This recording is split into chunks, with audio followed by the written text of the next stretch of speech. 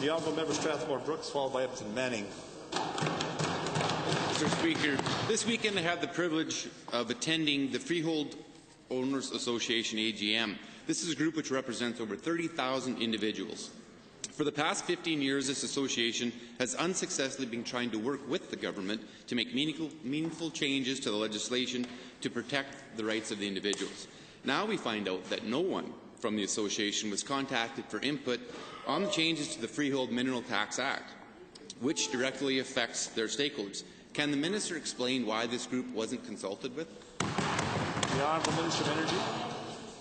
Mr. Speaker, certainly if the member is talking about the piece of legislation in the bill that we had passed yesterday, I personally spoke with the Freeholders Association myself, not only just on the phone, but also in my office just a week ago, Mr. Speaker. So if there's something that the member is hearing differently, I'd love to sit down and talk to him, because I made the point of not only my staff talking to them, but me personally doing that, because I fully respect the Freeholder Association.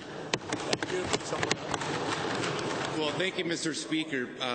Given that I have communications from the president of the association and another board member stating that they only heard of the changes after I contacted them, and given this government's claim to have consulted with stakeholders on this matter and others, to the Minister of Energy, just who did you consult with in that association? Minister.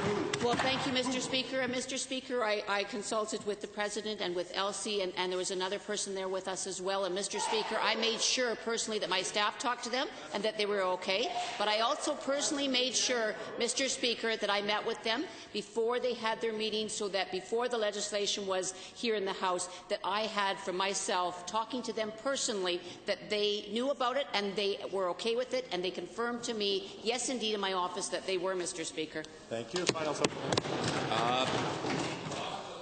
They have told me, Mr. Speaker, that they knew nothing of the mineral tax changes that would come.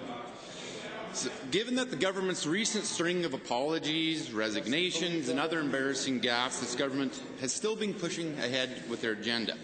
Will the Minister once again take the Wild Roses' advice and apologize to the key stakeholders they have ignored and come back to the table to make real meaningful changes to the Freehold Mineral Tax Act, working with the Freehold Association?